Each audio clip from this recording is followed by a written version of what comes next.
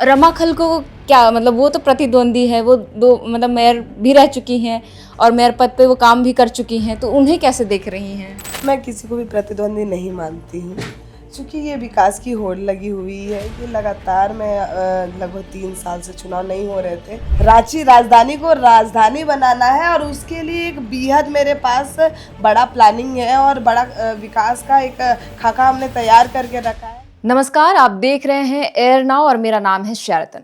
सालों से लंबित पड़े निकाय चुनाव आखिरकार झारखंड में होने जा रहा है और इस वक्त निकाय चुनाव अपने चरम पर है। प्रत्याशी मैदान में उतरकर प्रचार प्रसार कर रहे हैं, जनता से संवाद कर रहे हैं और इस वक्त हमारे साथ जो स्क्रीन पे आपको दिखाई दे रही है महिला रोशनी खलको है। ये किसी परिचय की मोहताज नहीं है। इन्होंने ही झारखंड हाईकोर्ट में याचिका दाखिल की थी, जिसके बाद ही यह संभव हो सका है हाईकोर्ट के आदेश के बाद कि झारखंड में निकाय चुनाव हो। 12 दिन ही महज बचे हुए शहर की सरकार बनने में। हम रोशनी जी से ही बातचीत करते हैं क्योंकि ये रांची निगम के लिए प्रत्याशी मेयर पद के लिए चुनाव लड़ रही हैं और भाजपा का समर्थन भी मिला हुआ है। तो सबसे पहले रोशनी जी की कुछ दिन पहले भी हम बातचीत किए थे आपसे पार्षद को लेकर के, लेकिन अब जो है आप मेयर पद के लिए चुनाव लड़ रही हैं, कैसा लग रहा है? पहला सवाल तो यही रहेगा। देखिए, ये लोगों का बहुत प्यार है, मेरे अभिभावकों का बहुत प्यार है और सारे लोगों का आशीर्वाद है, जिसकी वजह से आज उन्होंने मुझे पहले पार्षद के रूप में स्वीकारा और अब पूरे रांची 53 वार्ड और इस रांची शहर को सही में रांची बनानी है, इसके लिए वो मुझे स्वीकार रहे हैं। तो ये मेरे लिए सचमुच बहुत जिम्मेदारी और बहुत ही अच्छा अनुभव हो रहा है। अच्छा, पार्टी का आपको समर्थन भी प्राप्त है, लेकिन ठीक पार्टी की नेत्री जो सुजाता कच्छप है वो भी चुनावी मैदान में है, तो आप उनको कैसे देख रही हैं अपनी प्रतिद्वंदी के तौर पर? मैं किसी को भी प्रतिद्वंदी नहीं मानती हूँ, क्योंकि ये विकास की होड़ लगी हुई है कि लगातार मैं लगभग 3 साल से चुनाव नहीं हो रहे थे। ऐसे में बहुत सारे लोग थे जो सचमुच चाहते थे कि रांची का विकास हो और उसके लिए अपने अपने तरह से वो लोग किन्होंने फॉर्म ले लिया, किन्होंने वापस ले लिया, चूँकि उन्होंने देखा कि जब पार्टी का समर्थन हुआ तब तो उसमें फॉर्म सुजाता दी भी ले चुकी थी। अब वो चाहती हैं कि हम आगे चुनाव लड़ना चाहते हैं, तो कोई बात नहीं, वो चुनाव लड़ रही हैं, उनके लिए भी मेरी शुभकामनाएं हैं। लेकिन मैं उन्हें आज भी बड़ी दीदी के हिसाब से देखती हूँ, वो प्रतिद्वंदी नहीं है हमारी। रमा खल को क्या मतलब, वो तो प्रतिद्वंदी है, वो दो मतलब मेयर भी रह चुकी हैं और मेयर पद पे वो काम भी कर चुकी हैं, तो उन्हें कैसे देख रही हैं? देखिए, मैं तो पहले ही कहा है कि जिस तरह से मैं बाकियों को प्रतिद्वंदी नहीं मानती हूँ, जो रमा दीदी हैं उन्हें भी मैं प्रतिद्वंदी नहीं मानती हूँ। मतलब मैदान में जो भी प्रत्याशी है मेयर पद के लिए, उन्हें आप प्रतिद्वंदी मैं नहीं मानती हूँ। सभी मेरे भाई बहन और बड़े भाई बहन हैं और सभी अपने अपने क्षेत्र में कैसे विकास हो, खास करके रांची राजधानी को सचमुच कैसे एक अच्छा नेतृत्वकर्ता मिल सके, उसके लिए लोग प्रयास कर रहे हैं अपने अपने स्तर से। बहुत सारे प्रतिद्वंदी आ रहे हैं, जिसे आप प्रतिद्वंदी कह रहे हैं, उन्हें मैं भाई बहन कह रही हूँ, क्योंकि वो नेतृत्व करता है, अच्छा है राजधानी के लिए कि राजधानी के विभिन्न इलाकों से इस तरह के लोग निकल कर के आ रहे हैं। राजधानी की क्या समस्याएं हैं ये जनता तक, और जहाँ पर से ये सारी समस्याओं का समाधान होना है उस पटल पर रखने वाले व्यक्तियों की संख्या बढ़ रही है, तो इसे देखकर मुझे अच्छा लग रहा है। रोशनी जी, अगर रांची का कमान आपके हाथों में आ जाता है, जनता आपको वो जनादेश सौंपती है, तो सबसे पहले आप वो कौन से काम करेंगी रांची के लिए? देखिए, कोई एक काम करने से नहीं होगा। तो मैंने मतलब सबसे महत्वपूर्ण है वो। शुरू में ही मैंने कहा कि रांची राजधानी सचमुच ये झारखंड जैसे खूबसूरत राज्य का कैपिटल है, उसकी राजधानी है, वो दिखना चाहिए। उसके लिए मैं प्रयास करूंगी, क्योंकि आज अगर आप देखें तो ये लगातार 3 साल से जब चुनाव नहीं हो रहे थे तो यहाँ पर दर से बदतर स्थिति हो गई है। अब छोटी छोटी मूलभूत सुविधाओं के लिए जनता कैसे बिलकी है, तो निश्चित ही जो चुनाव हो जाने के बाद जो 100वां दिन होगा वो जनता के बीच होगा। जनता को कैसे उसके ही वार्ड में एक केंद्र मिले, एक सेंटर मिले, जहाँ से उनकी सारी समस्याएं लगभग जो बड़ी छोटी समस्याएं हैं वो ख़त्म हो, उन सारी समस्याओं का निदान हो सके, उसके लिए यथार्थ प्रयास कर रहेगा हमारा, और उसके लिए हम लोग प्रयास करेंगे। चूँकि नगर निगम या किसी भी ऑफिस की बड़ी बिल्डिंगों में जाने के बाद लोग अपनी बातें नहीं रख पाते हैं, बहुत जगह नहीं भी पहुंच पाते हैं। ऐसी ऐसी स्थिति में हम एक ऐसा सेंटर बनाना चाहते हैं जहां पर वो बहुत आसानी से अपनी बातें रख सके, मतलब शिकायत करने के लिए बिल्कुल चक्कर ना काटे। चक्कर काटने की आवश्यकता ना पड़े। और जब जनता को आवश्यकता हो जनप्रतिनिधि का, तो जनप्रतिनिधि उनके पास जाएंगे, ना कि उन्हें जनप्रतिनिधियों के पास आने की आवश्यकता पड़ेगी। इस तरह की हम लोग व्यवस्था कर रहे हैं।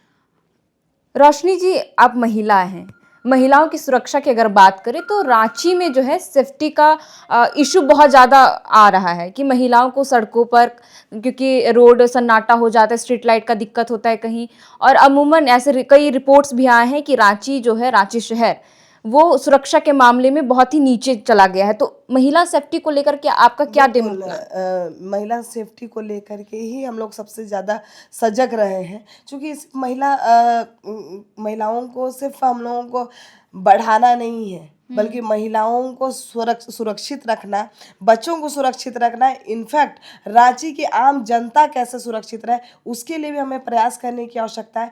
जिसके लिए हम लोगों ने अपने जो विकास का खाका है उसमें मैंने बता दूं आपको कि लगभग गली मोहल्ले और चौक चौराहे, उससे भी ज़्यादा जितनी भी गलियां हैं उन सारी जगहों पे CCTV कैमरा, और उसके साथ ही जो अभी गश्तियाँ होती है किसी भी मोहल्ले में, तो वहाँ पर आप देखिएगा कि सिर्फ जो थाना होती है बस उसी की गश्ती होती है।